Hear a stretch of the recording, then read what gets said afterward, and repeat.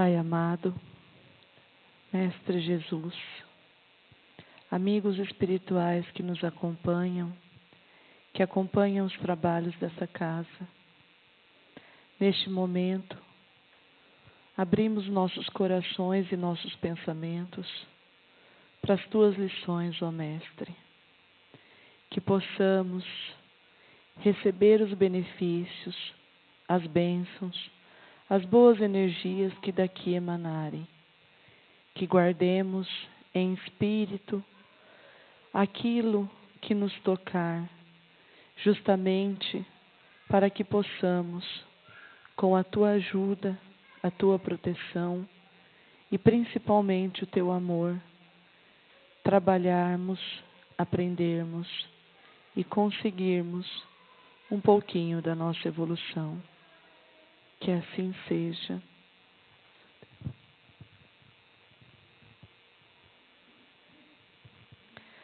Bom dia a todos.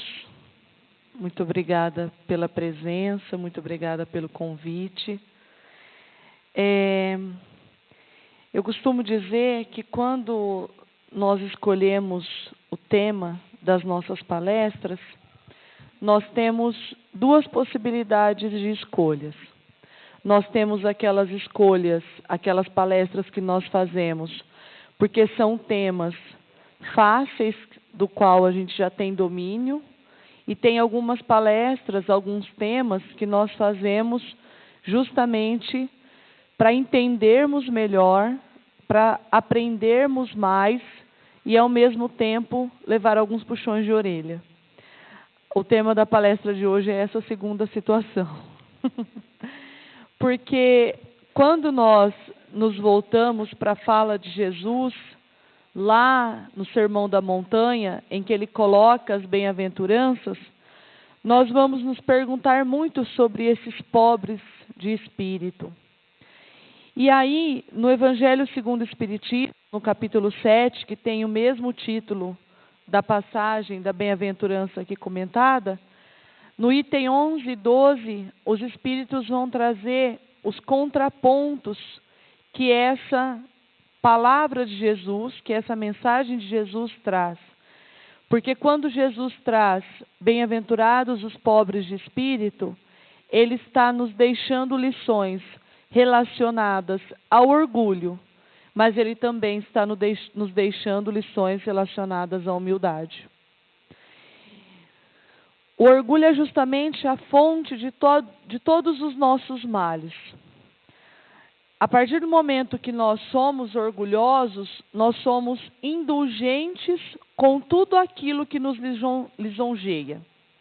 Então, se a situação está errada, mas não nos fere ou nos agrada a vaidade, nós fingimos que está tudo bem. Nós achamos que está tudo bem. Se é uma situação em que nós temos a nossa vaidade, a nossa soberba, a nossa prepotência elevada, colocada lá nas alturas, nós somos orgulhosos, porque aquilo nós vamos deixando de lado toda a moralidade que existe por trás de uma situação oposta, correta, daquela que nós estamos vivenciando.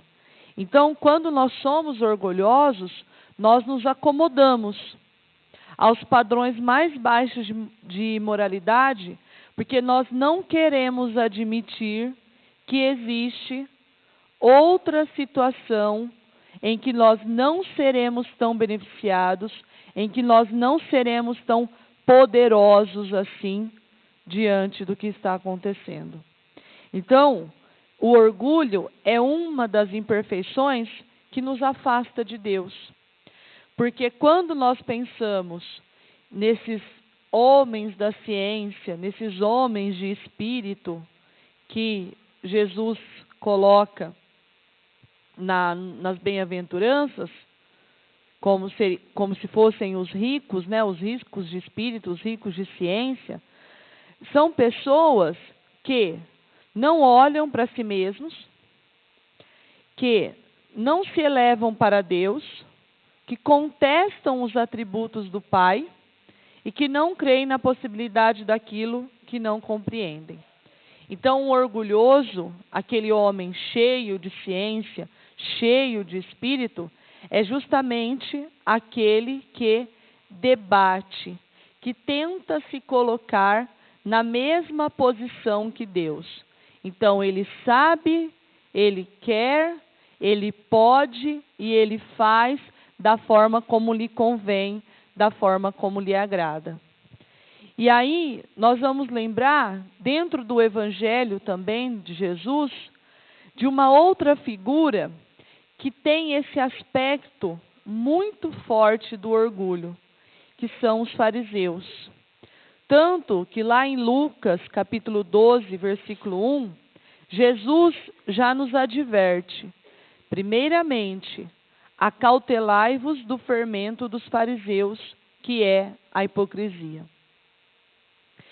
Esses fariseus, de acordo com uma mensagem de Emmanuel, no livro Vinha de Luz, são justamente os homens presunçosos, dogmáticos, com suas próprias crenças, e usando essas crenças para si mesmos, para se beneficiarem.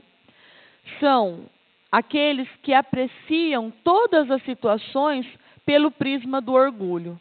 Então, se a situação lhe convém, ela se mantém.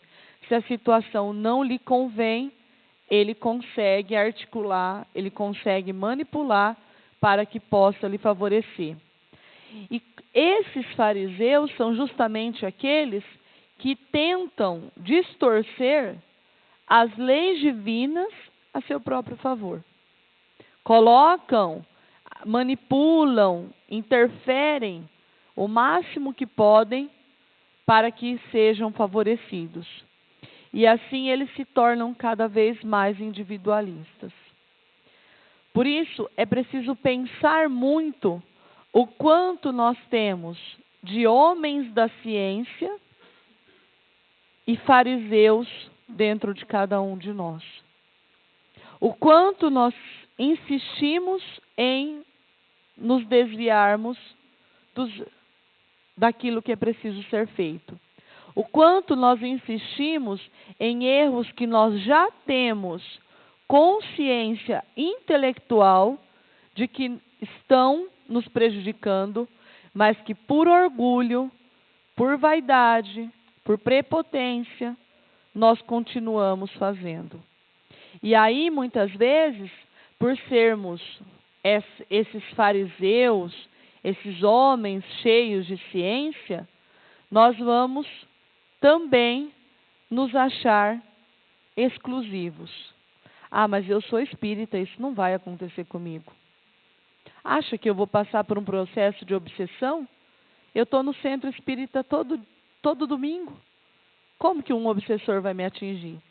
E nós não compreendemos o quanto nós já estamos obsediados e muitas vezes o quanto nós estamos obsediando aqueles à nossa volta por puro orgulho, por pura vaidade, pelo ego inflado que nós temos.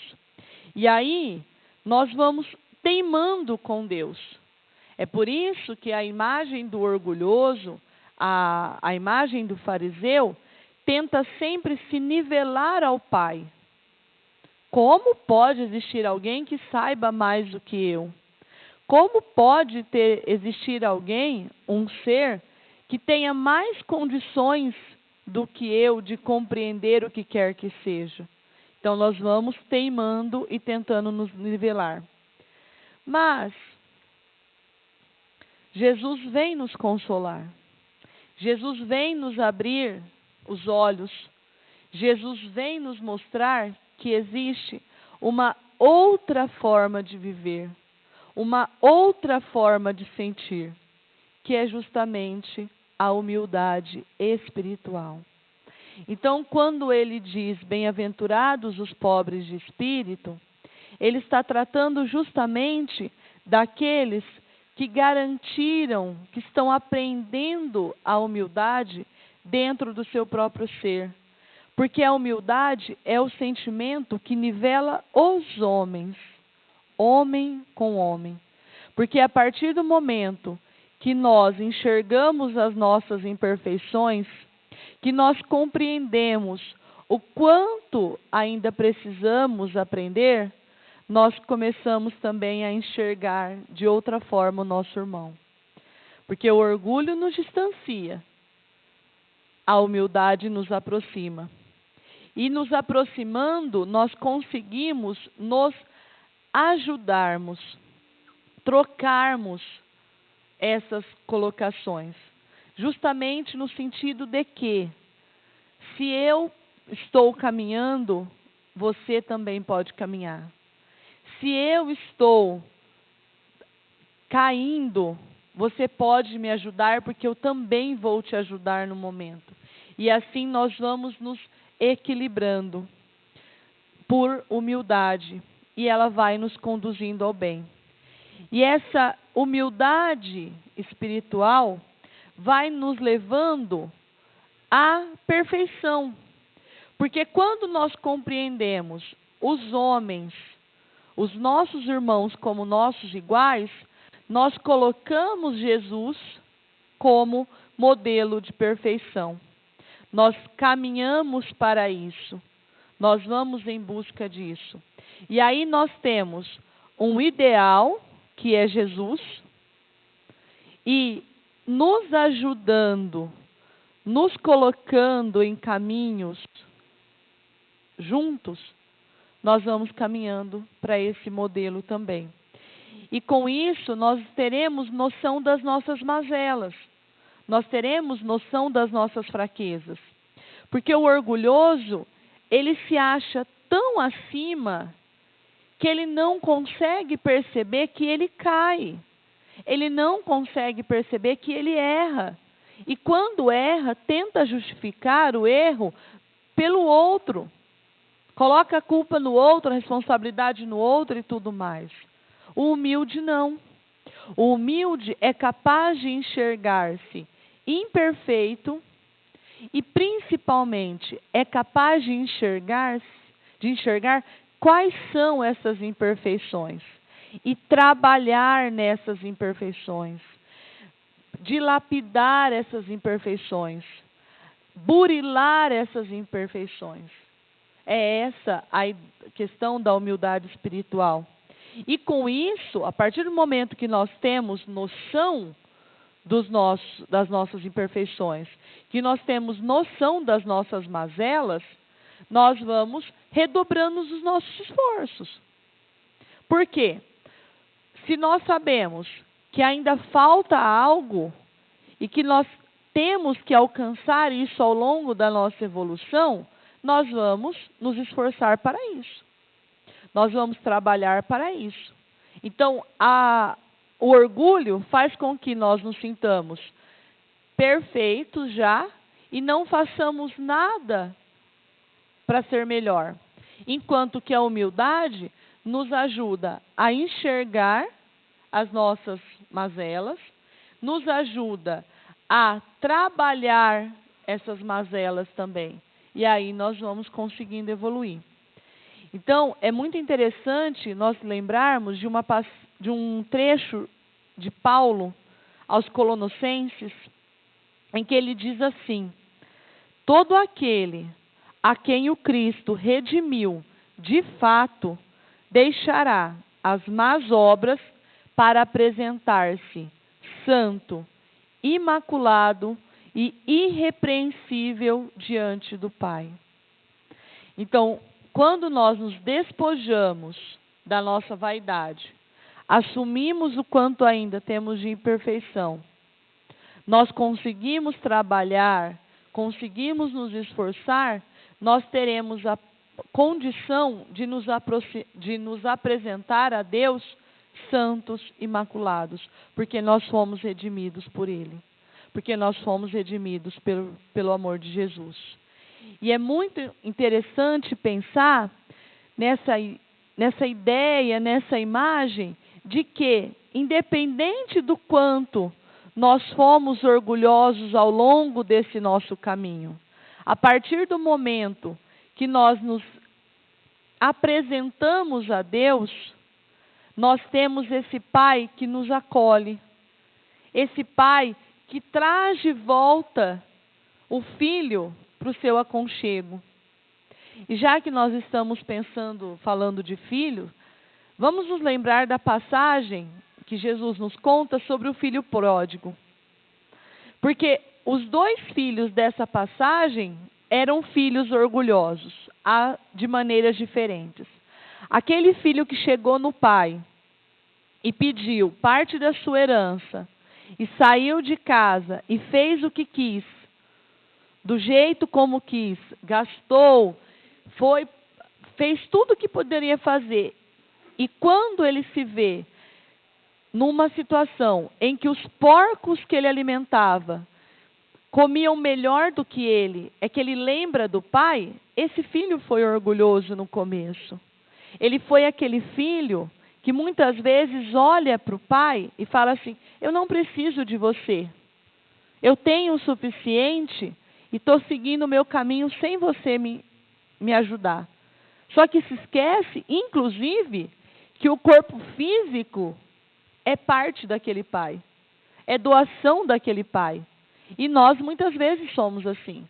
Quando nós olhamos, quando nós tentamos fazer alguma coisa que foge, como se Deus não puder, como se nós não precisássemos mais de Deus, nós somos esse filho pródigo.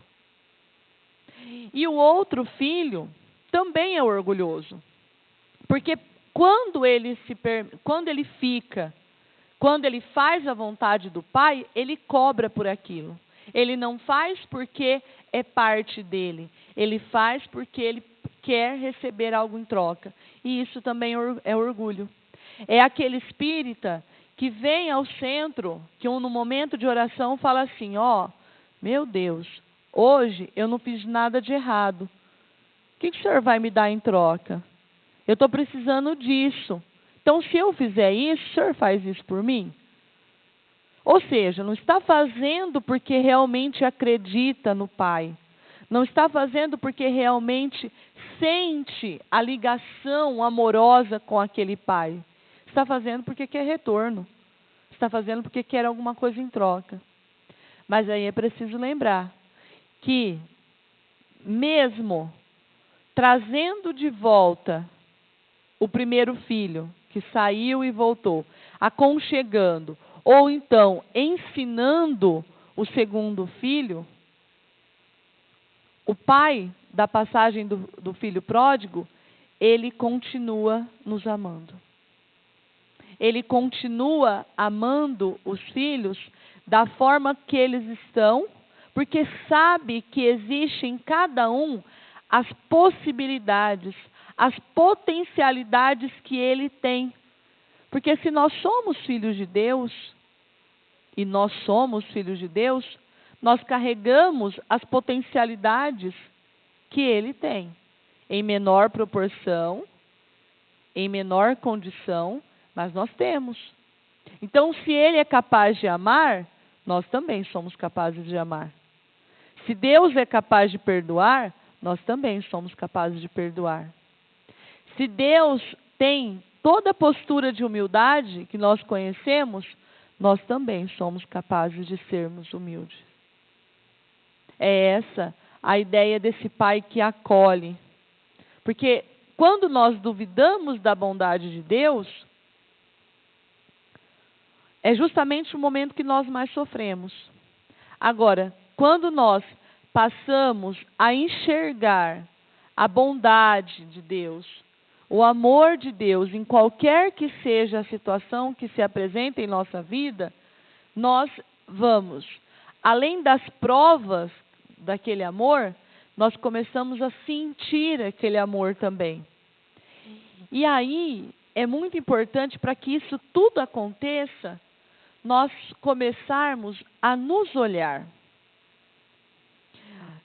Existe uma passagem no Evangelho de Marcos, capítulo 13, versículo 33, que traz 3 ações, mas que nós ligamos, que nós demos importância ao longo de todo esse tempo para apenas 2.